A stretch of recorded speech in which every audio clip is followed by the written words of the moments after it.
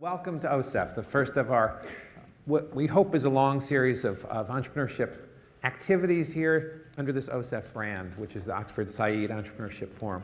I'd like to start by saying thank you. You can never say thank you enough. Thank you to everybody who's up here on a Saturday morning, and I know that others will, I'm sure, join us as the day proceeds, but thank you especially to our speakers who've come from all over the world to join us, and a special thank you to the team that put this together. So I may not get everybody, I'll thank them now, I'll thank them again at the end, but basically Thomas Hellman, the academic director of the Entrepreneurship Center, Claire, who you just heard from, who's been really the force behind this, the team at the Entrepreneurship Center, so Natalie, Becky, Maria, and others, the events team that's outside, so thank them all. So if we can just kind of put our hands together and give them a big round of thanks, that'd be great.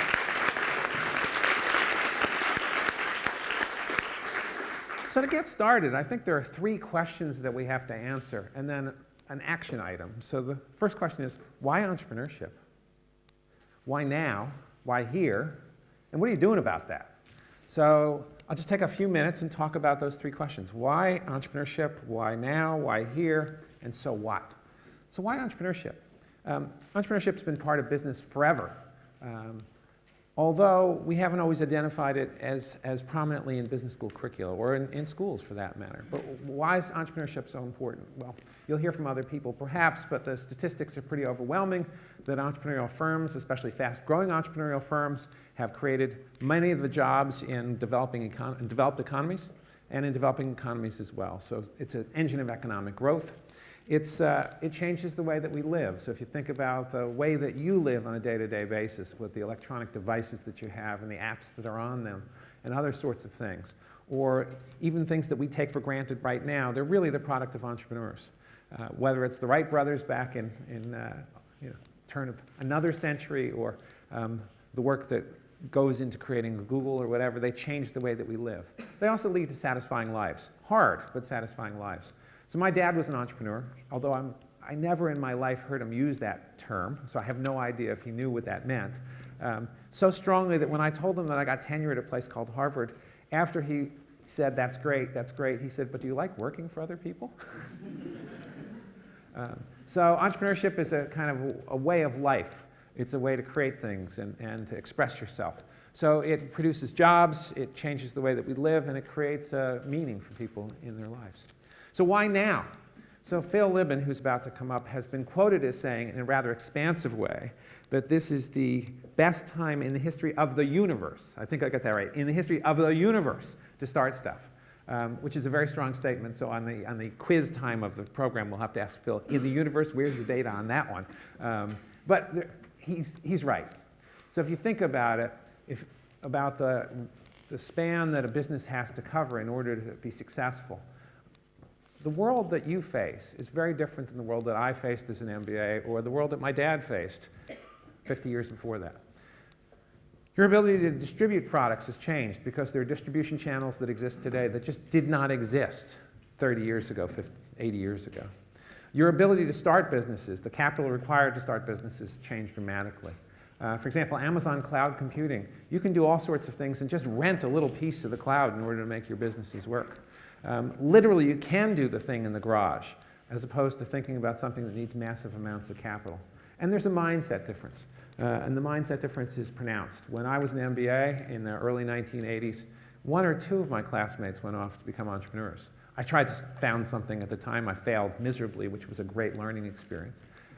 But now it's very common. It's in the air. It's something that just seems natural to the young people here. So why now? It's because the characteristics of the economy, the characteristics of technology have made it simpler and easier to do it. Not easier in the sense of making it easy to be an entrepreneur, but just removing some of the barriers to entry. So that's why, that's why now. Why here? Oxford, entrepreneurship? Not usually two words that you'd put together. But in fact, if you had that assumption that there's something inconsistent between an 800-year-old university and entrepreneurship, you would be dead wrong. And for those of you who know this university, understand how dead wrong you would be. Some of the most interesting entrepreneurial ideas happen when people who have different points of view get together. The scientist with the business person, the arts person with the person who can figure out a business model. And what Oxford is all about, whether it's the collegiate system where we mingle over dinner, or whether it's the Launchpad where we invite entrepreneurs from all over the university to come together, or whether it's in the random meetings of people across the university, when those things happen, when people who come from different backgrounds get together, and different backgrounds in terms of geographies, in terms of their training, in terms of their orientation, magic happens. And you're going to hear from some student teams over the course of the day who I think will reflect the fact that, had they just stayed in the silo of a business school or in the silo of an engineering department, the magic wouldn't happen. And what we're about here at Oxford, and especially at Oxford Saïd, is trying to bring the different parts of the university together. That means that we are very much a place that's conducive to entrepreneurship. And it's no surprise that we are, well, maybe it is a bit of a surprise. The top-ranked school for entrepreneurship in Europe is us, according to the Financial Times. Well, you can say that. The schools that are ahead of us in this list are Stanford and Harvard and a handful of others. But we're the top school in Europe, the only school in the top 10 in the UK. Why is that? It's not because Saïd Business School, as wonderful as we are, is great on its own. It's because we're great together. And in a week when we're going to vote, or at least those of you who are British are going to vote whether it be together or not together, togetherness is a good thing. Well, what are you going to do about that? So this might be a great topic. It might be the right time for it, and Oxford might be a great place for it. But how do we continue to make sure that not only it's about rankings, but we continue to be a great place for young entrepreneurs? We do that in the curriculum that we have. So, for example, in the MBA curriculum, the MBAs will tell you about the Entrepreneurship Project and the other things that we do there. The VIEW program, the Venture Idea Exploration Workshop program, which is a pre-accelerator program. All the activities in the Launchpad, whether that's Confessions of an Entrepreneur or coding classes or the FinTech series that we ran. So both in the curricular and co-curricular elements, we have to be fully engaged with entrepreneurship. For those of you who are undergraduates, are there any undergrads here? Or they didn't get up that early in the morning. Thank you for coming. There used to be an undergraduate, I can't say major or concentration, but specialty around economics, engineering, and management. And unfortunately, economics has pulled out of that, but we're resurrecting that, and there will become engineering, entrepreneurship, and management. So we are recreating a new curriculum for undergraduates around entrepreneurship. But perhaps the most exciting thing is the expansion of our support for entrepreneurs across the university. As many or all of you know, we've been running that out of the Launchpad, the facility that's right across the other side of the reception hall, and we've been running that for about 2.5 years. The Launchpad is the size of, to get it kind of concrete, let's see, 1, 2, 3, 4, 5. Connie, again, you're in the same seat. Anyway, Connie, put your hand up, please. Okay, so if you think about the square from that wall to Connie to this, that's the size of the Launchpad. We did this before, and she was in the same seat before. And the Foundry, which we will hopefully move into within 12 months, is about 1.5 or maybe almost 2 times the size of this room. So it's an 8 times increase in the size of the space, but also a corresponding increase in our ambitions to make sure that we are fully serving all students around the university around entrepreneurship. So you'll hear more about that. 2 weeks ago, or a little bit less than 2 weeks ago, Reid Hoffman was here. When Reid spoke, for those of you who were here, you know that he gave us a seed gift of $1 million to get started, and he's also going to be the senior advisor of the Foundry. So it's exciting times, and our commitment to entrepreneurship is very real. Not to the expense of saying that the rest of business is not what we do. It is. Whether, large firms, important part of the business ecosystem, public-private partnerships again. So it's not to say that the only thing that we care about here at the School is entrepreneurship, but it is a core piece of what we care about. And again, to contrast it to the experience that I had some 30 years ago, where it was not a part of the curriculum, not a part of the way of thinking at all. It's an integral part of what we do. And entrepreneurial thinking, whether it manifests itself in an entrepreneurial venture, is incredibly critical these days. So whether you're going to a small startup or whether you think that you want to go to BT or Microsoft or Shell, being able to think entrepreneurially, which is to think about the opportunities that can be grasped, beyond the resources under your control, the classic definition of entrepreneurship, is at the core of what we all need to understand. So that's just a bit of an introduction about how this all fits together and why I'm thrilled that we're launching OSEF today. So thank you very much for that. Let me now introduce Phil Libin, who's our morning keynote speaker. Phil is the managing director of General Catalyst and recently took on this role. So he moved from being an entrepreneur now to funding entrepreneurs. Because before that, he was co-founder and executive chairman of Evernote. And I was just noting, because I couldn't help it, you see this really cool computer up here? It's the only one in the world that has an Evernote logo in the front of an Apple Mac. So it's really good. So those of you who use Evernote know that it is an incredibly important productivity device. Phil and I had the luxury of getting to know Phil over the last couple of years. I think motivated not by creating a product, but really motivated by changing the way that people work, by changing the way that they act. And so, as with most great founders, what it's about is not about creating a firm and a product. It's rather about solving a problem. So Phil's a great example of an entrepreneur, of a founder, of a thoughtful person who we're delighted to welcome here to Oxford today. So Phil, thank you for coming all the way from California to join us. And it's a pleasure. Thank you.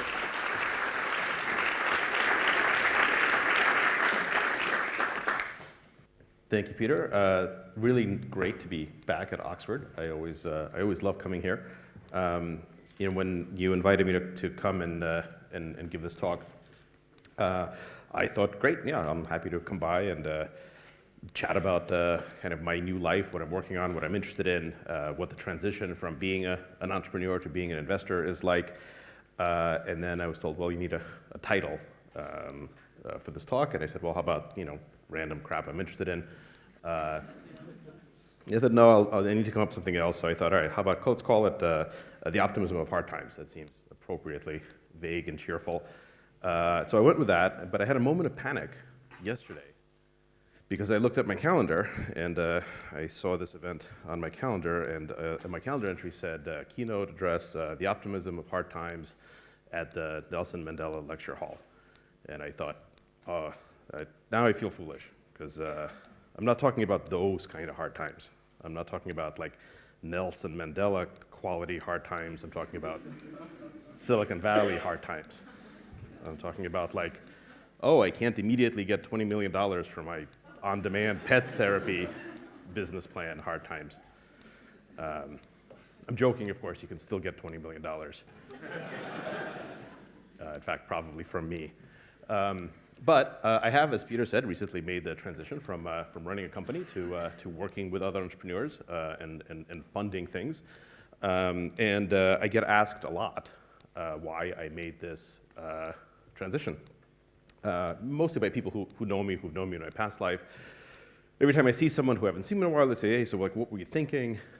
Why did you make this change? And every time I answer that question, I always addition a slightly different answer, just to see, what sounds true. I say generally the same thing, but I always put it in a slightly different way, and I'm just kind of looking for, at some point, I'll give an answer that resonates with me, and I'll be like, that's the one. And recently, I had this experience where a friend of mine who I hadn't seen in a couple of years, knew me back from Evernote days, was also, had been very successful in business and made the transition to being an investor. And he said, Phil, so what's in your mind? Why did you decide to do this? And I heard myself say, well, I decided to structure my life so that I would never again have to put up with anyone telling me to focus. I tell other motherfuckers to focus. I do what I want. And when I heard that, I'm like, yeah, that's the one. That's what actually happened. That's the truth. So I do have a purpose and a mission in life as a VC, and it's this. Basically, I think that there are two ways that the world can go. The world basically has two possible directions. Only two. The world can become, let's see, no, whoop, whoop. Two possible directions for how the world can go. We could live in a world where remote controls work. The world can become more, wow, that is, all right, here we go. The world can become more like Star Trek. Or, plan B is the world can become more like Mad Max. Those are basically our two possible futures. There are plenty of people around right now that are kind of pushing the Mad Max option. and I see my job as nudging whenever I can towards Star Trek. I want the world to become more and more like Star Trek. I want us to move past scarcity, not all at once, but hopefully with important things first. I want a world where people aren't forced to do anything that they don't want to do. I want a world where we have snappy-looking one-piece uniforms, so it's easier to make wardrobe choices in the morning. I want us to become a multi-planet species. I know that sounds crazy, but I think it's important. I want all these things to happen, and I am pretty happy that I'm in a position where, in very small ways, I feel like I can actually influence them happening. And I think, as Peter said, this is kind of the point of being alive. I think the point is to have a purpose, and that purpose is to have a vision of what the world should be like, and then figure out what a small part you can play in a measurable way to move in that direction. And from that point of view, I do think that now is actually the best time in the history of the universe to start something, because I think now is the time when you can have the most immediate and measurable effect on actually nudging the world forward to whatever future you want it to do, either Mad Max or Star Trek, hopefully Star Trek. So here's what I'm working on now. But to start with that, let's kind of go back a few years to the summer of 2007. I had a real moment of clarity in 2007. I stood in line at the Apple Store in Waltham, Massachusetts for about 4 hours to get the very first iPhone. Now I have people that stand in line for me at Apple stores, but back then I stood in line. Actually, now I probably have to do it again myself. Now I don't have a large staff anymore. Stood in line for 4 hours, walked out with my first iPhone, held it in my hand. That's what it looked like. It was unbelievably, adorably small. And all of a sudden, I had this experience where I felt like I could see the next 5 years unfold. Like, in having this thing in my hand and playing with it, it felt like I understood how the next 5 years were going to go, how the world was going to get rewritten around this new device, how lots of things that we used to kind of take for granted, that used to be difficult, are going to change. And I had this sort of flash, almost a hallucination where I thought I could see this all at once. And that's how we built Evernote. So we basically built Evernote, at least for the first 5 years, based on this roadmap that was just kind of sparked by holding this device, which wasn't actually that different or that new in any giant way from the stuff that came before it. I mean, I'm a giant nerd, and I've had every type of smartphone before the iPhone. I've developed software for every type of smartphone before the iPhone. I probably had every type of smartphone before the iPhone in my pockets while I was, holding it. And there was nothing that new about it. In fact, in many ways, it was more primitive than the stuff that came before. But the overall experience was so good. It was so much better than what came before it in like 1,000 small ways that it really felt like there was an aha moment. I said, aha, like this is good enough where the world is going to rewrite itself around it. And it did. So we could make one bet back then, 2007. That bet was Evernote, and it's worked out reasonably well. So I want to generalize from that. People ask me right now as an investor whether or not we're in a bubble or whether the bubble has burst, whether there's a slowdown. And I think the answer is almost certainly there is a slowdown. There's a big slowdown in tech investing and tech progress right now. We're in kind of a flat period, depending on how you measure it, across many axes, across many metrics. But here's what this looks like historically. Historically, technology adoption follows very predictably these S-curves. You've, I'm sure, seen these and studied these before. But the idea is most technology kind of goes on these curves where you have a period of relative flatness kind of at the bottom, and then something happens to cause things to accelerate very, very quickly. You have some years of really rapid growth, and then it kind of slows down again. That's like what things look like, and of course this repeats itself. And it repeats itself pretty predictably. These are just the ones that I've kind of lived through and been old enough to kind of remember a little bit. There was a big slowdown in 94, 95. These usually correspond with stock market slowdowns, with other parts of the economy slowing down. Then things went really gangbusters until about 2000, 2001. Big recession, slowdown period. Then we kind of got out of that, It was all a giant party until 2007, 2008. Then we had the giant financial crisis. Got through that, had really fast growth, especially in startups and tech startups over the past few years. And now in 2016, it looks like we are slowing down again.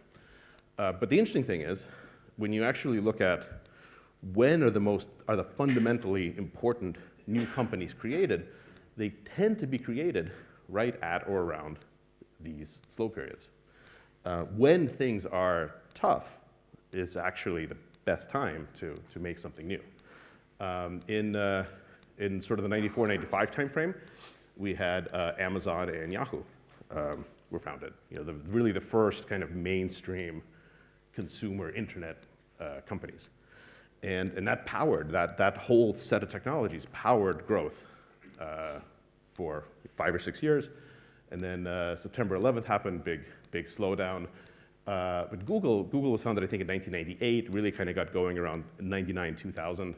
And that powered a giant wave of growth. And then in 2007, 2008, which was probably the worst time in recent history in terms of the ability to get financing, everything was melting down. That's actually when just about every current unicorn was founded. That's when Evernote was started, but also Dropbox and Uber and Airbnb and about a dozen other companies right now, all kind of in that 2007, 2008 cohort when things were difficult, when everyone else was getting rejected. All of us came close to going out of business multiple times, but the companies that made it did really well. Big area of growth, and now we're kind of in that slow period again. So why do these happen? Like you can kind of look at these and map them out and say they happen, but why? And what can you learn from them? Well, I think what happens is, let's kind of go back to the last one, the 2007, 2008, right? When during this flat period, I was standing in Waltham with the first iPhone in my hand saying like, wow, I think this is gonna change everything. Why did I think that way? Well, by the way, all these graphs, I use the little squiggly font in Keynote, so you know they're like really rigorous and accurate. That's how you can tell. Whenever you see the little squiggly font, you know it's like real data behind that. So here's conceptually what happened in 2007, 2008. What usually happens is there's a bunch of precursor technologies. There's a bunch of underlying tech that's kind of bubbling beneath the surface for years and sometimes decades. And at some point, enough of these things get to a point where they're good enough that they can be combined into mainstream products. And once you get that, once you have the fundamental technologies, enough of the fundamental technologies go from being like very experimental to just being good enough. They're not great yet, but they just get to be good enough. You can enter exponential growth because now you can combine these things into completely new products and really like earth-changing products. So I think in 2007, 2008, what was going on that made the iPhone possible? Well, you had a bunch of underlying technologies like touchscreens. Touchscreens had been around for years before that, but they were kind of clunky and they weren't very responsive. And they finally got to a point where they were significantly better. You had the cloud. Amazon was just launching all their cloud stuff. You could now deploy servers much cheaper than before. You didn't really have to build out your own data centers. And even if you were building out your own data centers, there was all sorts of technology to make it 10 times cheaper and easier than it was just a few years earlier. Network coverage was finally getting to the point where, at least in developing countries, it was pretty good. You can rely that almost everyone, almost all the time, had network coverage. That wasn't the case in 2005, but it kind of was the case in 2008 already. And that's a big deal. You can build completely new software when you just assume that, for the most part, everyone's got coverage most of the time. We couldn't have built Evernote had we assumed that coverage was something that was rare. When I started my first two companies, we assumed that connectivity was the exception, that only for a few minutes a day during very specific times were you connected. When we started Evernote, we flipped it around. We assumed that being offline was actually the exception, that most of the time you were connected.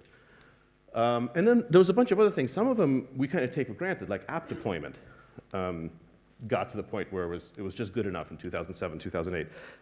If any of you, and most of you are probably too young, developed software before this, you would remember that it was actually a big deal to get your software installed. Like you had to send out, floppy disks or CD-ROMs in the mail, and if you had a new version, you weren't going to do that every week. Maybe once a year or something, you would send out a new CD-ROM, and you had to get customers to put those CD-ROMs in their computers and click on some stuff and some of them wouldn't do it, and some of them would. This was actually a big deal. Even when you had downloads of software, it was actually kind of a pain in the ass. You had to download them, run some package manager, change configuration files. It was unheard of that you could have an app store where you could just like click a button, get anything you wanted, not worry about the DRM, not worry about the rights, not worry about setting anything up, just click a button, have it download, have it install on your device. That was revolutionary. Completely taken for granted right now, but none of the last 8 or 9 years of growth, none of these unicorn companies would have been possible with the old models of app installs. So a bunch of these precursor technologies, right in 2007, 2008, went from being interesting but experimental to just good enough, and they condensed in the form of the first iPhone. And when I had the first iPhone in my hand, I'm like, wow, like I kind of get what all this is going, how we can combine this, and how we can go from there. So at each of these points, something like that happened. Each of these flat periods created some fundamental new company that wouldn't have been possible without the precursor technologies getting to the point of being good enough. And those companies, those technologies created themes. These themes are what drove the next 5 to 8 to 10 years of growth. So 94, 95, you had Amazon and Yahoo. They basically created the consumer internet. Before that, you had the internet, but it was much more of an academic, government thing. Amazon, Yahoo, the innovation was the internet. That drove a ton of growth. The next period, basically, you had search. For the beginnings of the internet, search was pretty bad. Google came along, made search amazingly good. Now you could find anything. There were other innovations as well, like PayPal was getting started. You can now pay for things. So now you went from the internet being something that was for kind of early adopters and businesses to you could find anything you wanted to, and you could buy pretty much anything you wanted to, and that created tremendous growth. 2007, 2008, when we started Evernote, we were really going for, we were taking advantage of smartphones, the fact that now everyone had a supercomputer in their pocket all the time. Everyone was connected, so we had smartphones, connectivity, social media. Social media had been around in small ways before then, but it really wasn't until this window that it took off. And this was an exceptional development because what social media did is it reduced the importance to entrepreneurs of everything other than having a great product. Evernote was my third company. When I started my previous companies earlier, I was always told, I was always given the advice by adults. I was always the kind of the crazy kid doing something. And I would inevitably have some investors or board members, and they would always tell me, remember, Phil, the best product doesn't always win. I used to hear this all the time, the best product doesn't always win. And what they were saying was that, well, yeah, you can have a great product, but so what? You may have a great product, but if you don't have really great marketing and distribution and channels and partnerships and logistics, and no one's going to be able to find out about your product or get it or pay for it, and you'll fail. Whereas if you have a pretty crappy product, but you really nailed all the other stuff, you can do very well. And that was the conventional wisdom, and that was true to a large extent for most of the history of the universe. Actually, no, probably only for the past couple of hundred years, probably hundreds of thousands of years before that, it wasn't true. But all of that broke with social media, because now if you had a great product, everyone would find out about it the next day. And because of app stores and because of advances in payments, everyone can get it, everyone can pay for it. So this whole idea that spend a little bit of time on your product, but also make sure that everything else is great, that your logistics and your packaging and your marketing and all that stuff works, that became really bad advice all of a sudden. And it turned out that the best products really did win. Maybe they weren't guaranteed to win, but that was certainly your best strategy if you wanted to increase your chances of winning, was to make the best product. So these are the big things: mobile, social, big data, that drove the changes that we're all familiar with. And they've become so ubiquitous that we kind of take them for granted. You almost have to force yourself to remember a world where this didn't exist, but that world was only 8 years ago. And so now we're in 2016, we're in a flat period, it's the end of the world, everyone is depressed. Again, not like Nelson Mandela style end of the world, Silicon Valley style end of the world. But I'm saying it's great, because the tough times are the best times to start something. The best grapes grow in hard ground or something. I don't know anything about agriculture. I think we're going to get the next exponential S-curve. What's going to power it, though? What is those three question marks? What's going to be the next big thing, the next equivalent? Well, that's kind of the big question, right? If I knew that, I'd be a really great investor. And luckily, I think I do know it. So this is what I think it's going to be. Let's go back a little bit. Let's go back even a little bit further than this, like several S-curves, even lower, like down to here or something. There was a big movement that happened probably at the end of the 1800s, but it really accelerated around World War II, of ergonomics. Basically, kind of worked like this. For most of the history of man, most physical products, were constrained by the manufacturing technologies and resources and materials. And most things were pretty uncomfortable because you can only make chisel stone in certain straight angles and so on. And it was very expensive to actually manufacture anything that was curved or custom made. And because of that, there wasn't even a whole lot of study in a serious way about what did the human body like to do and not like to do, what made it comfortable and uncomfortable. But really accelerating in the 40s and 50s, several technologies went from being interesting and experimental to being good enough, right? Just like we saw in 2008 and 2007. Same kind of thing happened in the 40s and 50s, and that triggered a revolution of ergonomics. And those technologies were, again, they're physical manufacturing things that we take for granted. It was things like injection molding and curved, the fact that you can now make a curved windshield. And all sorts of materials advances, all sorts of plastics and things like that. These things now let you make products where the constraints of the manufacturing were significantly reduced, and now you could make products that actually fit the human body. And there was a revolution in ergonomics. You had things like this Eames chair, which is kind of a classic of design that was really comfortable. It looks really nice. Cars got better. Basically, everything got a lot better. Starting in the 40s and really continuing up to now, but very, very quickly, you just saw how physical products they were all rewritten, they were all redone to be better, to be more compatible with the human body. They were actually designed for the first time with a deep understanding of, your arms go this way and your legs go this way, and this is what's comfortable to sit in, and this is what isn't. And there have always been comfortable products that were sort of handmade for a very small number of privileged people, but ergonomics lets you kind of do this for everything. Let's go again with this good enough, not good enough line. Now it's 2016. These are the technologies, this is not all of them, but these are, I think, the really important ones that I think have just gotten past that good enough line. Like, this is the stuff that up until just a couple of years ago were kind of bubbling around, but now they really crossed over to being good enough, and now they're going to start to be combined in ways that make the next revolution. They're messaging apps, the fact that everyone is on messaging apps, and those apps all have APIs, so you can actually tie them together and do interesting things. Natural language processing, it's been around forever, finally got to a point where it's good enough. Machine learning, same thing. APIs, drones, virtual reality, Internet of Things.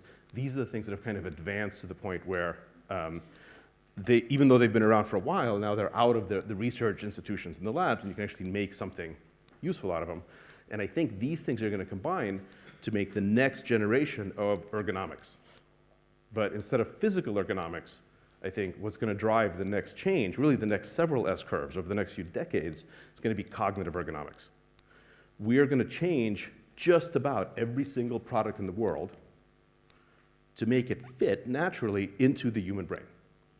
Right? Instead of making products that force you to bend how you think to accommodate the product because of the physical limitations of the design of these products, we're now going to spend the next few decades changing every single product and every single part of your life to make things that actually fit and work naturally with how your brain has evolved over the past few 100 million years.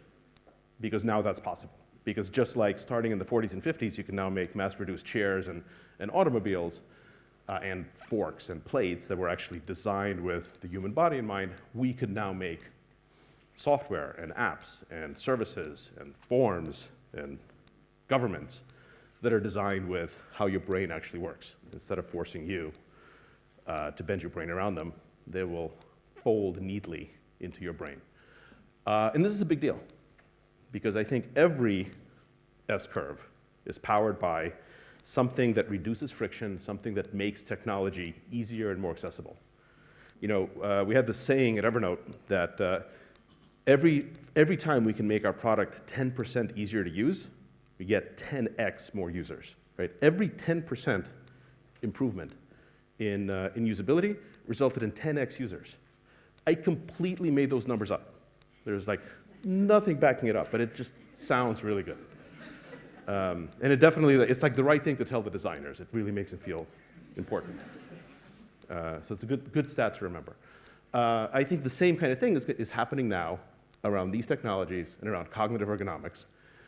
And what I'm focusing on as an investor and an entrepreneur is kind of the top view over here, which I'm referring to, a lot of people are referring to as conversational UX, conversational user experience, sometimes shortened to bots. So when you hear all the hype about bots, that's what people are talking about.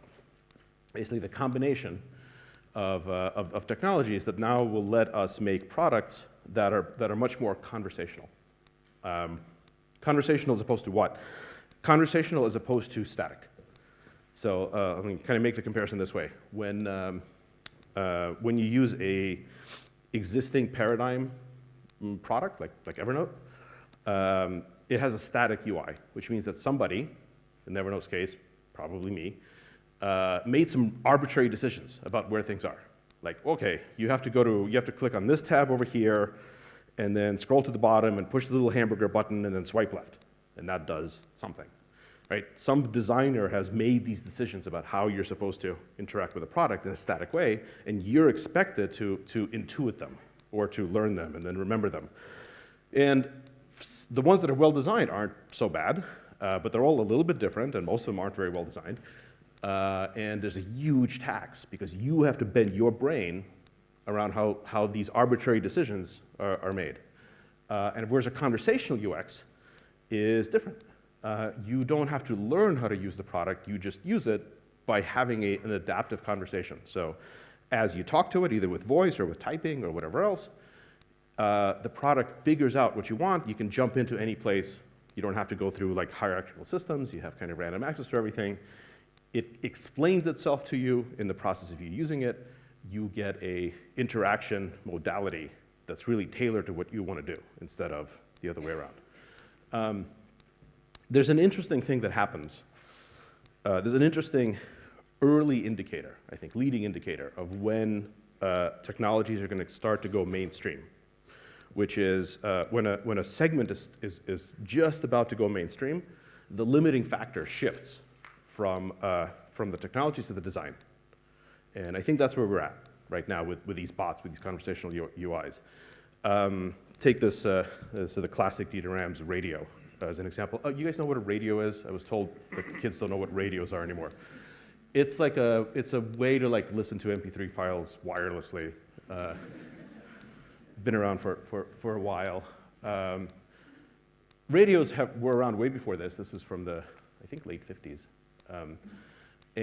But for the early days of radio, if you actually look at like early radios, you can tell that the limiting factor was the actual technology. Like they were big, they had tubes. The whole user interface, the whole user experience was very much based on like what kind of tech could you cram in there. You know, tuning them was a very complicated process. At some point, that technology all got good enough where frankly, like the limiting factor wasn't how much tech you can cram into it. The limiting factor was like, what was the design? How could you make it understandable, beautiful, pleasant to use, pleasant to feel?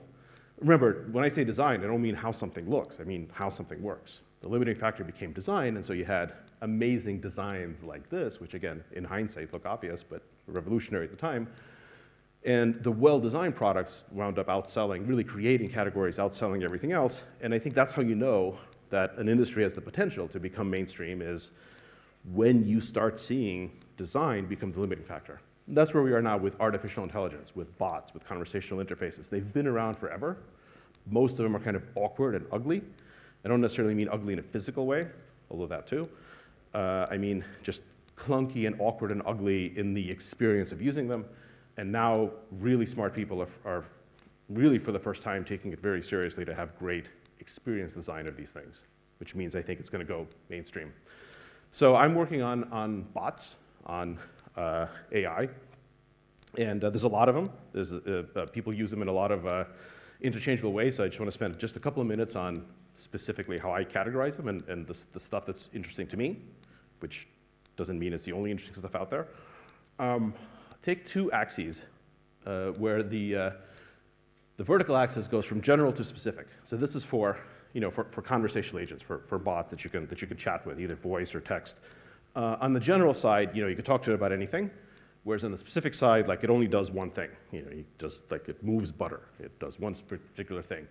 And on the horizontal axis, you can have human assisted on this end, so there's actual people, meat bags, so to speak, here, whereas all the way there, it's fully automated, only computers. And so this is a selection of startups and kind of recent products. Some of them you've heard of, some of them you haven't, kind of on here. So in the general fully automated is you have things like Siri and Amazon Echo, things that you can talk to just about anything.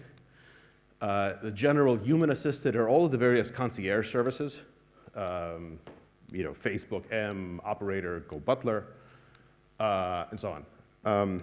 The stuff that I think is most investable as a VC and as an entrepreneur in the next few years is really kind of here. So it's mostly fully automated, maybe with a little bit of humans, but not much, and very specific. It doesn't mean that the rest of these aren't interesting. They are, but they just have different timescales, and there are different profiles of companies that should be doing them. For example, the stuff down here, the general purpose fully automated, like this is the AI that you see in movies. It's actually really cool, and it's really important, and it might or might not kill all of us, but it's probably not investable for me right now, because that really does take massive data, engineering, compute resources. Is probably better left, in my opinion, for now, to the big companies like Amazon and Google and Apple, not really a startup thing.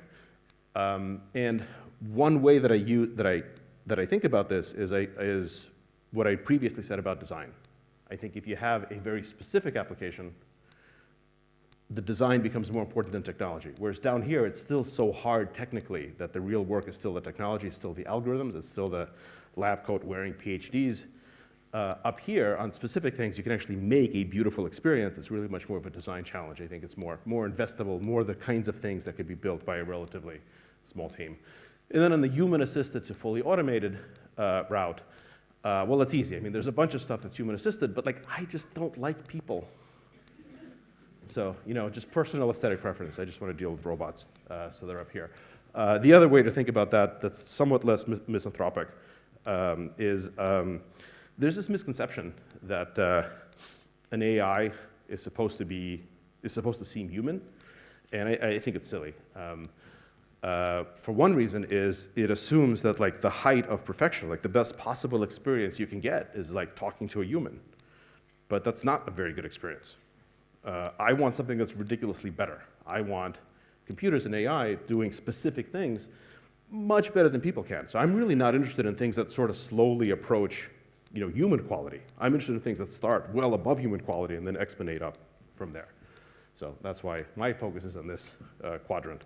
And like everything, I talked about Star Trek. There's the other half of the universe, which is Star Wars. There's a really important lesson from Star Wars, which is R2-D2. When you think about bots and you think about what they should be like, think more R2-D2 and less C-3PO. C-3PO is the one that tries to pass the Turing test, right? Turing test, I'm sure you guys all know what it is. Alan Turing formulated this idea that a true AI will be able to have a computer that can fool a person into thinking that they're talking with a person instead of a computer. That is a spectacularly bad idea for many reasons. I think the Turing test is set the AI industry back by 60 years. A bad idea because it's really, really, really, really hard to do, but it's also like unnecessarily hard. Like it's not clear what it actually accomplishes if you solve it. In particular, if you watch Star Wars, you can see the distinction between C-3PO and R2-D2. R2-D2 is the kinds of thing that I'm talking about. It's conversational, it has a personality, you can talk to it fairly naturally, but it is not pretending to be a human. It is not talking back to you in human form. It's sending you a series of beeps. It's talking back to you in the most efficient way possible. There's no mistaking that this is a robot. It obviously is a robot. It's not threatening. It's useful. All of those kinds of things. So I think the future conversations that we're going to have are going to feel much more. Whereas C-3PO is just an asshole, right? The sort of sanctimonious and the future is going to be a lot more like this, right? Think about it as I type to a bot or I say something to it and it responds back to me, not necessarily with a series of beeps, but with some combination of human language sentences combined with custom rich UI elements, videos and buttons that I can push and objects. And so the conversation is both ways, but I'm talking to it like a human. It's talking back to me better than a human could. Lots of other axes that you can plot these in. So we use two, right? General to specific and human assisted versus fully automated. But there's many more axes that you can use to plot bots in. And the work that I'm doing right now, which I hope to publish in the next month or so, is I'm working on a bot atlas, which is basically a collection of these axes and then crossed with each other with various bot companies plotted on them. So divergent versus convergent UI is an important one. It's probably the only one I want to talk about here. Because there's a lot of confusion about this. A divergent UI is a bot that has an app. So you download an app, and it just exposes a conversational interface through the app that you download onto your phone, like Reserve and Luca and Quartz and a bunch of others. A convergent UI is everything is just done in line with an existing communication channel in Facebook Messenger or in WhatsApp or Slack or whatever. Both of those are really important, but they're really different. So there's a lot of interesting work happening about what's best done convergent, what's best done divergent. I'm working on both, but the real power of bots, the real way that this is unique, the real way that I think it's going to fundamentally change the world and be more cognitively ergonomic is when you can have multiple people talking to a bot at the same time, or more specifically, multiple people talking to themselves at the same time with the bot sort of ambiently present in the conversation, right? Every other time you've ever used the computer, it was one-on-one, right? It was like you interacting with an app, you interacting with a website. I think with a bot, the promise is we could just be talking. Like I could be having a conversation with you, and then there's the bot on the side that knows what we're talking about and can interject functionality. That hasn't really happened yet, but it's the way that our brains want to work, and it will happen soon. Just a quick example of that, a lot of people are working on this particular example is travel. So the idea is, let's say, we're messaging back and forth on iMessage or whatever, and I'm in San Francisco, you guys are in Oxford, and you say to me, hey, we need to be let's meet in Paris on Thursday for a client meeting. And I say, okay.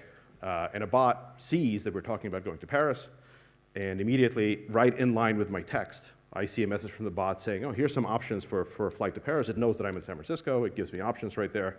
It knows that you're at Oxford. It gives you options. I kind of click on it, you click on it, and the trip is done. And nobody's had to leave the chat, go to a different app, search for stuff, and then communicate to each other, oh, did you select this flight or that flight? It does it all in line. So that kind of in-line communication is something we'll see more and more of. It'll be totally unlike the way that you're used to interacting with technology, and I think it's going to change the world. I've said the things that I think are just north of the good enough line. It's also useful to kind of look out a little bit further. So what's next? What's after this S-curve? A few that I think are going to be super interesting are autonomy, self-driving cars and vehicles coming very soon, AR, augmented reality, as opposed to virtual reality, synbio, synthetic bio, basically the ability to treat biology as a computer, which is amazingly interesting academic work, I think about to, in the next 5 years or so, become good enough and become mainstream, and quantum computing. That's probably the furthest out of any of these in terms of being good enough and commercially viable. So For the next few years, I am interested in the combination of these things. These are the startups that I'm hatching and investing in, and I've got my eye on this stuff. Because, again, the same good enough line, this is what I think is the appropriate kind of level of activity, the appropriate response for an entrepreneur or for an investor at each of these. So when things are down here, when they're like just kind of getting started, or they're really just in the research phase, or the academic phase, like I'm just going to ignore them. When they're sort of starting to make progress, still very clunky, nowhere near good enough, this is the best time to just really learn about them. There's not that many people. You can kind of become an expert right here. The trick is to find ones that are going to actually make the transition from learn to just good enough. As soon as they cross over to good enough, that's the best time to start a company that does them, to make one of those fundamental companies that start during that flat period. And of course, once you're actually in the growth, then theoretically you invest. So that is my extremely precise plan for what I'm going to be doing. Summary, now is the best time in the history of the universe to start something. I have reams of data to back that up. And thank you for listening. I'm happy to take any questions.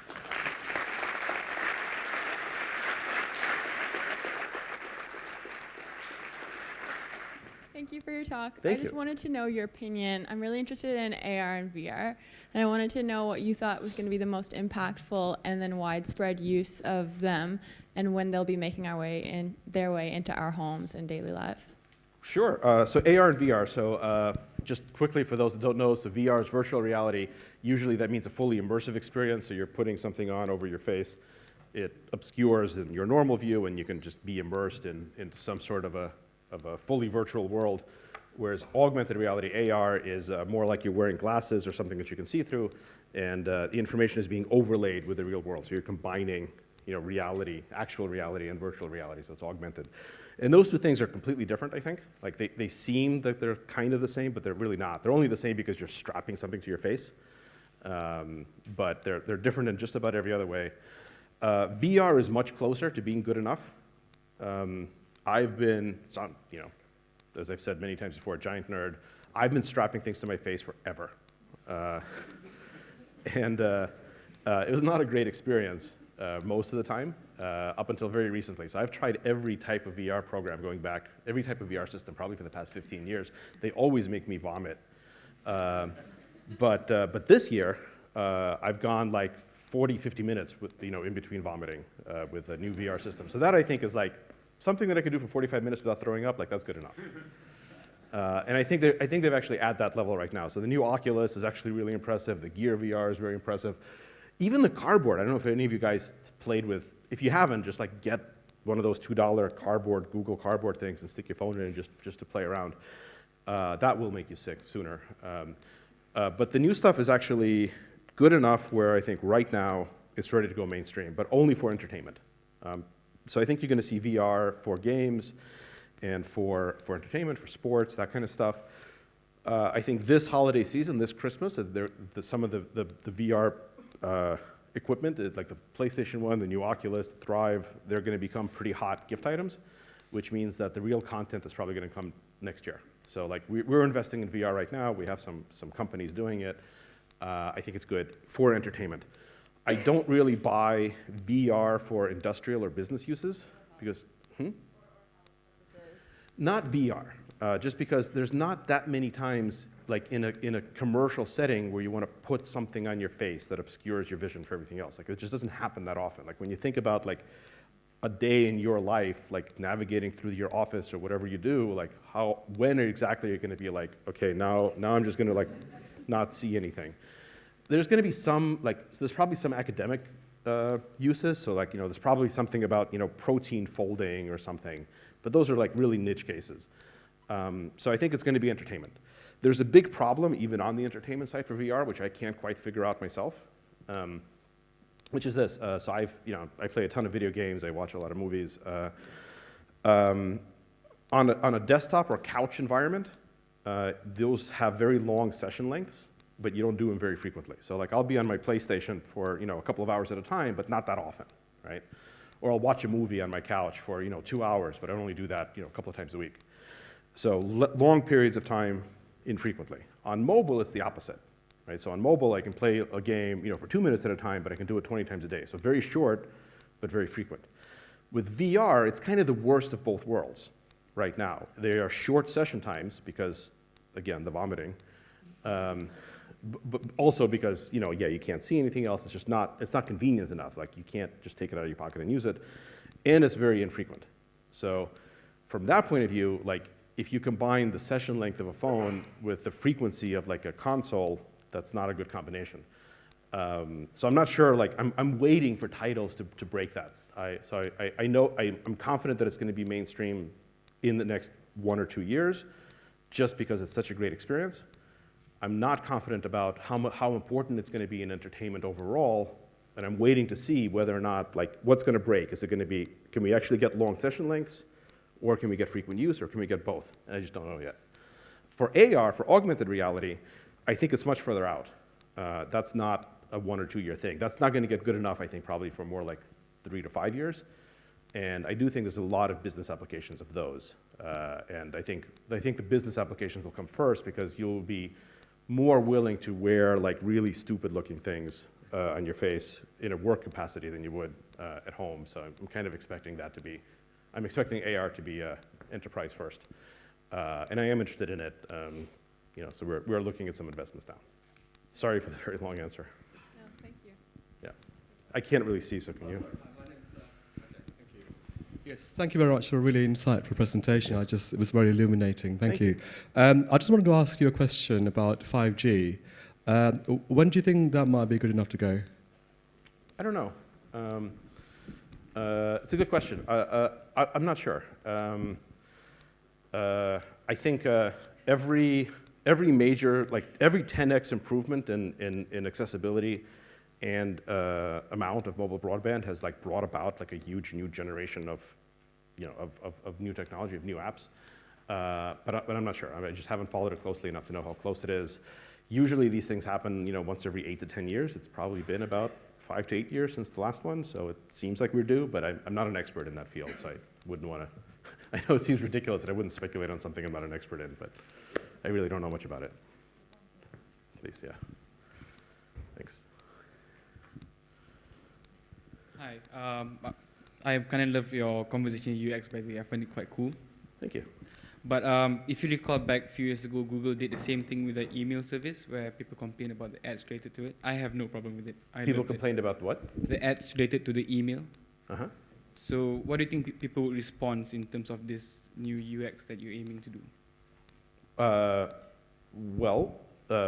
Did you say people are complaining about the ads? Yeah, the ads related to their emails that they receive. Yeah, so I think ads suck. Again, my investment model is this: like, if it exists in Star Trek, I'm interested. If it doesn't, I'm not. There are no ads in Star Trek, so I don't care about ad tech. I think ads are really bad. I mean, why wouldn't they be, right? It's like someone has made the determination that my attention is like worth more than I think it is, and they're trying to distract me so that they can like stuff something into my head. Like, I don't like that at all. In fact, I think I'm kind of thinking about this as the Google paradox, which kind of goes like this. Imagine a time, which I think will happen within the next decade, where I can wear something on my head and it kind of looks like glasses. In fact, I'm really disappointed that it's 2016 and I'm wearing glasses and they're not projecting anything into my eyeballs. That's sad. As Donald Trump would say, sad. But imagine soon I'll be able to be wearing glasses and they'll be like projecting things directly into my brain. And imagine also so let's just say these are Google glasses. And imagine also that Google, at the same time, knows of all of the facts that exist in the universe. There's like 5 right now that are the most important to me. Like of all of the stuff that they could like show me, these are the 5 things that are like the most important, the most delightful, whatever, right? Let's just say they could figure that out. And of course, the limit is just on like how many things can they cram into my eyeball? Let's just say that limit is 5, right? So the long pole, the limiting factor becomes the attention span. So Google can both know at any given time what are the 5 most amazing and useful things for me to know, and they have the technology at any time to insert those things directly into my eyeball. How many of those things are going to be ads? Right? None. Because if somebody had to pay to get their thing into my top 5, then it wasn't by definition one of the top 5 things that I most wanted to see. Because if it was, they wouldn't have had to pay to get it in there. I would have been paying them to get it in there. So like if somebody actually has to like pay for placement, it is in direct conflict with actually like figuring out what the optimal thing is, and I don't think there's any room. So when I was browsing the web back in the the first S-curve in 94, 95 on my giant 17-inch CRT monitor, I would like how many pixels would I be willing to allocate to an ad? Some number, fine. Even though even back then I had ad blockers or whatever. When I started doing everything on my phone, and it's a relatively small screen, like how much of my phone am I willing to give up to ads? Much, much less. That's why mobile advertising is really kind of, it has been in big trouble for a while. Now when it moves to my eyeball, how many pixels of my eyeball am I willing to give up to ads? Really, it's a round number. And so yeah, I think in the long term, it's not a good business. Now, having said that, ads, even in 2016, they're growing. So like Google's doing more ad business than they've ever done before. So I'm obviously totally wrong about this, but I'm pretty confident that in the long term, yeah, this is not the right model. So the business model that I think will prevail is direct revenue. It's like what we did at Evernote. You just make a product that people pay for, or control payments. I think the company that can control payments is in the best possible space because that aligns interests perfectly. So if I'm using Google Wallet to pay for things, that breaks the paradox that I just said, because then they can really show me the 5 best things, and then if I buy anything, they make money, so they don't have to like get extra payment to show me something that's suboptimal. So I think it'll be a big rush to control payments because that is like the holy grail of aligning interests, and then I think people will just pay for products and services, and hopefully ads will diminish. When you launched Evernote and you have a sharing button, like how does that contribute much to your growth hacking anyway? Yeah, your product being viral. So we haven't really been able to get a lot of viral growth into Evernote. Evernote growth is it's very linear, and it's just basically word of mouth. So we add about 100,000 or so new users every day, and that's been the case now for a year or two, and it's mostly people telling their friends and coworkers to use Evernote, but it isn't a viral loop. And that's something that we've tried to do over the past few years, and it hasn't worked particularly well up until maybe a year ago. So about a year ago, we introduced features that look like they're finally now starting to contribute, but like historically, Evernote has not been a social tool. It's really been personal. So we don't do a lot of growth hacking. I see in a lot of our other portfolio companies, a lot of pitches, people really focus on that. And I don't know, I'm kind of a mixed opinion about it. Like I don't like the term growth hacking. I don't think that like growth is something that you ought to be trying to optimize for. I think like it implies that you're somehow growing faster than your product deserves. Like you're trying to figure out tricks to grow faster, but I think like the trick ought to be make an amazing product. But having said that, we've got portfolio companies that are just amazing at getting people to use it and to grow. So I appreciate the work that they do. But I don't have a lot of direct expertise at Evernote, just from some of the other companies that I've seen now. Okay, so I think unfortunately we've run out of time for this session, but please join me in thanking Phil once again for a brilliant opening. Thank you.